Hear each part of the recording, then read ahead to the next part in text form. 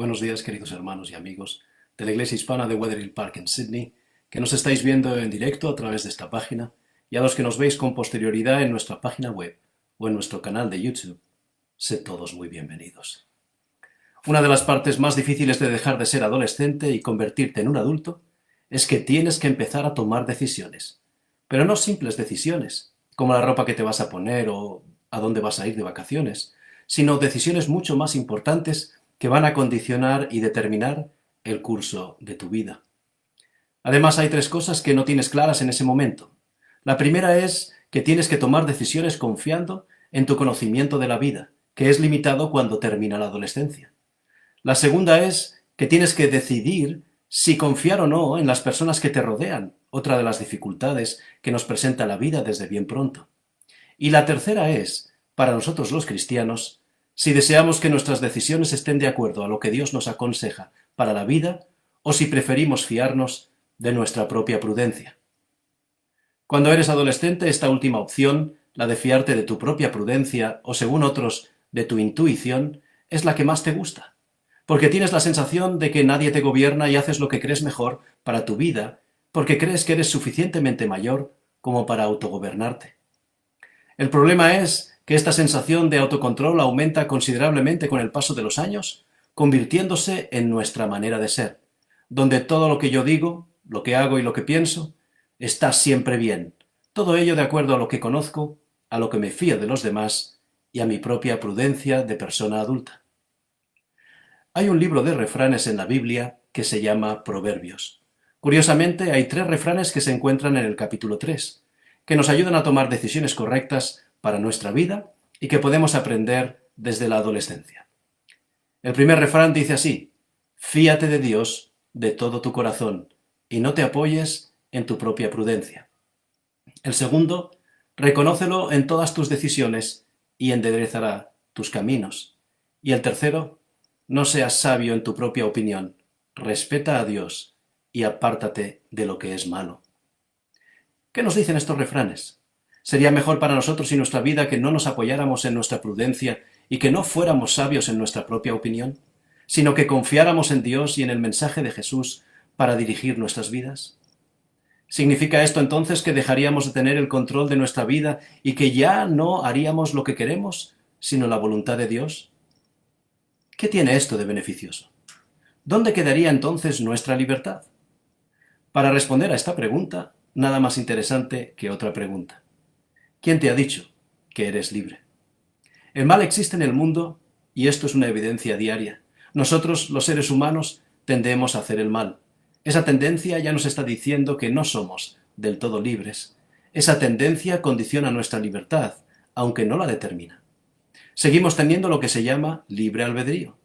Esa capacidad de decidir si deseamos hacer en la vida lo que creemos que es lo mejor, aún y sin conocer el futuro, o si deseamos guiarnos por las recomendaciones de Dios, que sí que conoce el futuro, recomendaciones que nos ofrece a través del mensaje de Jesús que nos encontramos en la Biblia. Tal y como decíamos en una reflexión anterior, el mensaje de Jesús nos da libertad, porque nos muestra dónde está nuestro problema. Nuestro problema está en pensar que no estamos condicionados por el mal, pero eso no es cierto. El mal condiciona nuestras decisiones y, por tanto, nuestro comportamiento. Cuando Jesús vino a este mundo por primera vez, vino para que tuviéramos no solo la oportunidad de elegir y escoger, sino la oportunidad de elegir bien y de escoger mejor. Nos presentó una propuesta que todavía hoy es útil para ti y para mí. Si no hubiera sido por su muerte en la cruz, habríamos permanecido sin esperanza, sujetos a esa tendencia a hacer el mal, sin ninguna otra opción disponible. Pero con su muerte en la cruz, Jesús hizo posible que existiera otra oportunidad. Jesús venció para siempre el poder del mal y nos dio la opción de vivir la vida de una manera diferente, de dejar de ser esclavos del mal para convertirnos en seres humanos sabios que eligen seguir su propuesta de vida y que escogen su mensaje de esperanza. Estábamos convencidos desde la adolescencia que vivíamos la vida con plena libertad, pero nuestras decisiones, ignorando las recomendaciones de Dios, nos han hecho esclavos de nuestros propios actos. Llegado el momento de elegir, hemos escogido mal y ahora estamos sufriendo las consecuencias. Pero Jesús vino a recordarnos que no está todo perdido, que hay solución al mal y que a pesar de nuestra tendencia heredada, podemos elegir bien y escoger mejor. Pablo, aquel que sabía en qué y en quién había creído, reconoce vivir esta misma dualidad cuando escribiéndoles a los creyentes que vivían en Roma, les dice en el capítulo 7, versículos 18 en adelante, lo siguiente: y yo sé que en mí, esto es, en mi persona, no mora el bien. Porque el querer el bien está en mí, pero no el hacerlo. Porque no hago el bien que quiero, sino el mal que no quiero, eso hago. Y si hago lo que no quiero, ya no lo hago yo, sino el mal que mora en mí. Así que queriendo yo hacer el bien, hallo esta ley, que el mal está en mí.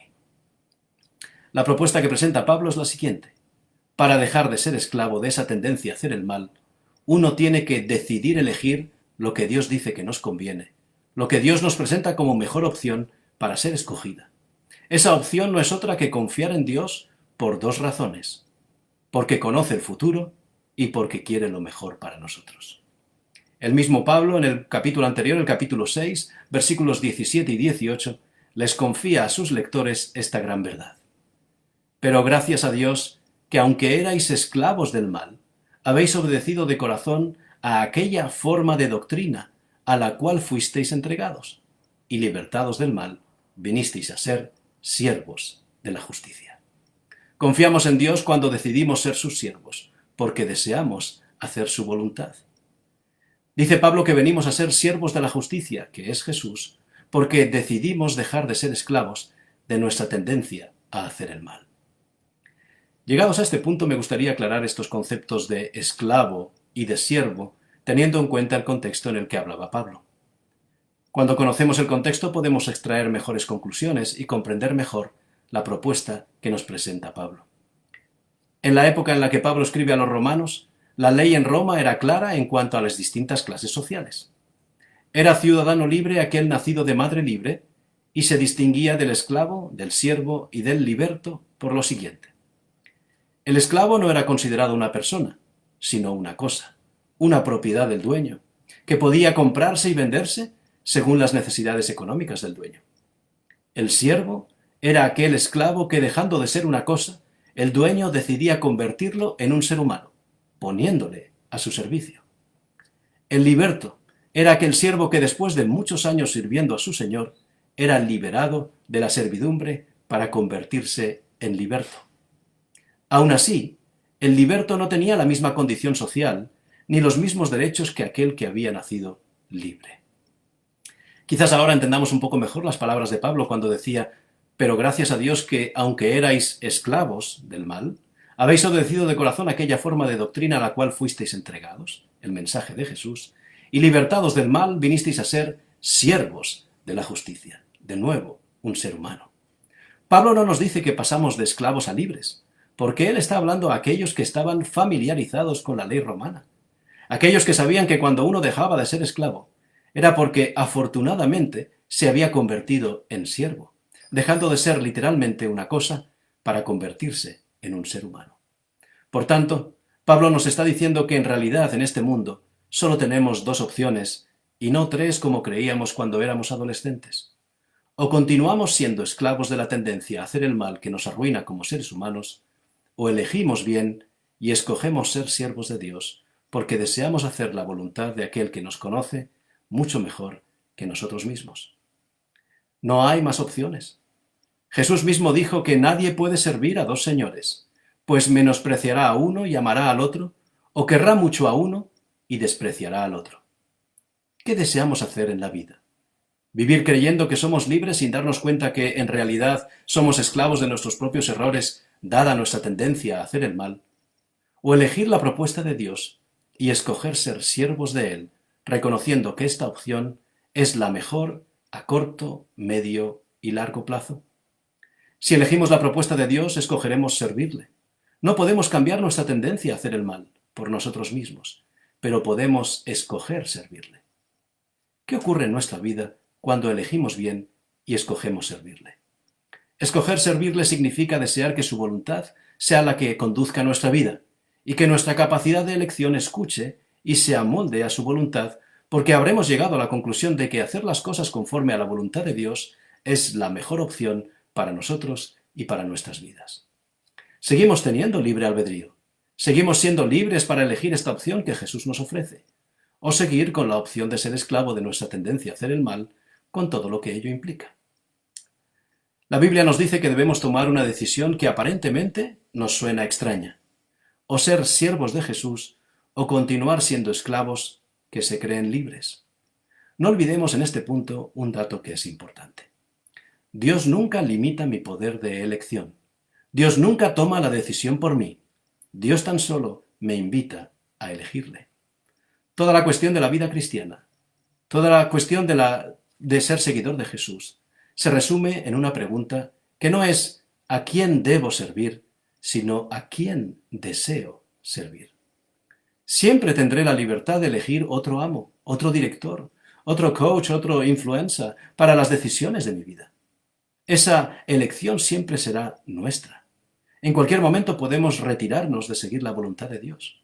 No obstante, nuestra entrega a Dios no nos quita nuestra libertad, sino que nos da la más elevada libertad, la libertad de servirle. Ahora bien, tampoco nos engañemos. Si no elegimos esta opción y no escogemos servir a Dios, seguiremos creyendo que somos libres, pero en realidad seguiremos siendo esclavos de nuestra tendencia a hacer el mal. Dios sabe que por la influencia de esa tendencia somos incapaces de tomar decisiones correctas. Por eso nos invita a elegirle, a renunciar a intentarlo por nosotros mismos y a escoger servirle para que su voluntad sea hecha en nuestra vida. Al fin y al cabo es todo una cuestión de confianza. Uno de los mejores ejemplos que podemos encontrar en la Biblia acerca de cómo Dios puede transformar nuestra vida cuando elegimos bien y escogemos servirle, se encuentra en el ejemplo del trabajo del alfarero. Dios le dijo al profeta Jeremías lo siguiente: «Levántate y vete a casa del alfarero, y allí te haré oír mis palabras». Y descendí a casa del alfarero, y he aquí que él trabajaba sobre la rueda, y la vasija de barro que él hacía se echó a perder en su mano, y volvió y la hizo otra vasija, según le pareció mejor hacerla. ¿No podré yo hacer de vosotros como este alfarero, oh casa de Israel?, dijo Dios.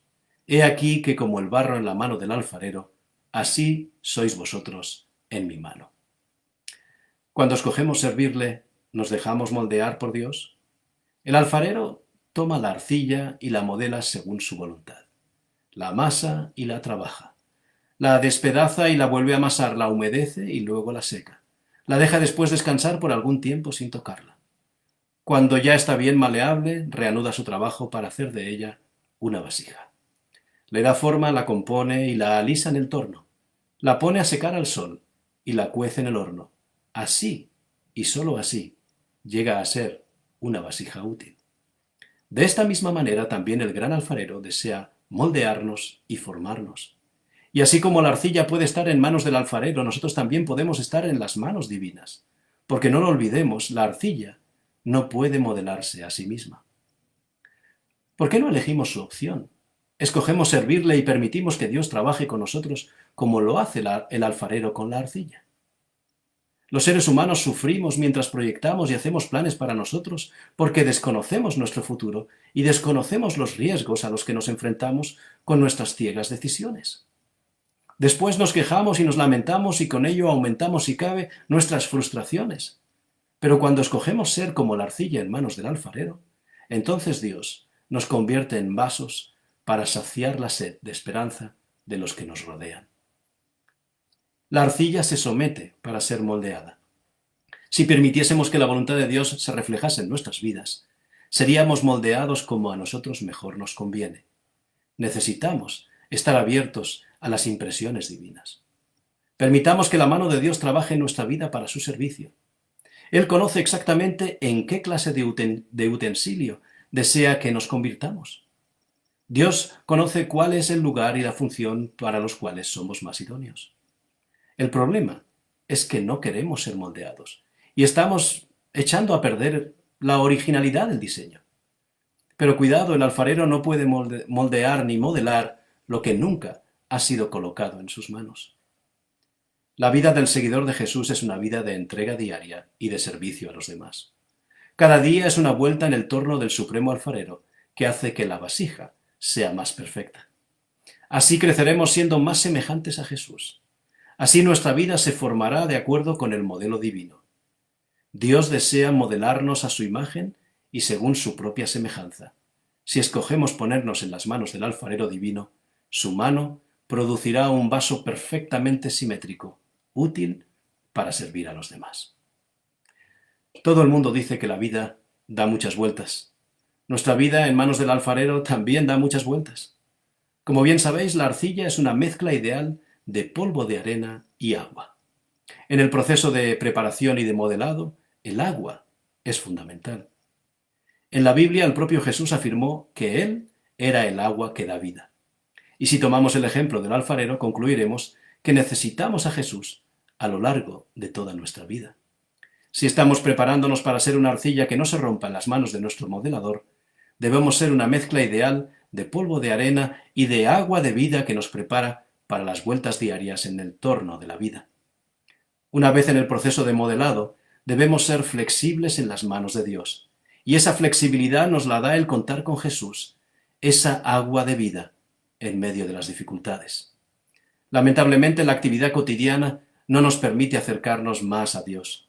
Es el gran engaño de esa falsa libertad de la que hablábamos.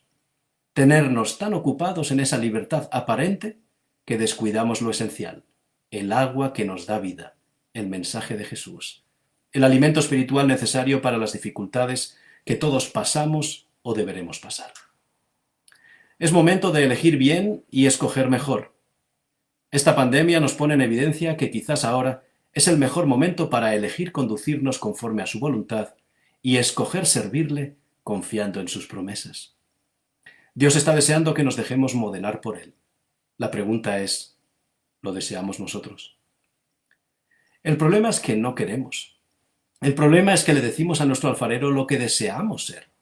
Queremos tener asas para ser más útiles y una franja de color para distinguirnos de los demás. Pero nuestra boca está cerrada y no servimos ni para ser recipientes. ¿Por qué no dejamos ni que entre en nuestra vida el mensaje de libertad que Jesús nos ofrece, ni que salga para beneficio de los demás? Dios desea trabajar en nosotros, por nosotros y a través de nosotros. Pero la decisión, la verdadera decisión de ponernos a su disposición, siempre es y será nuestra.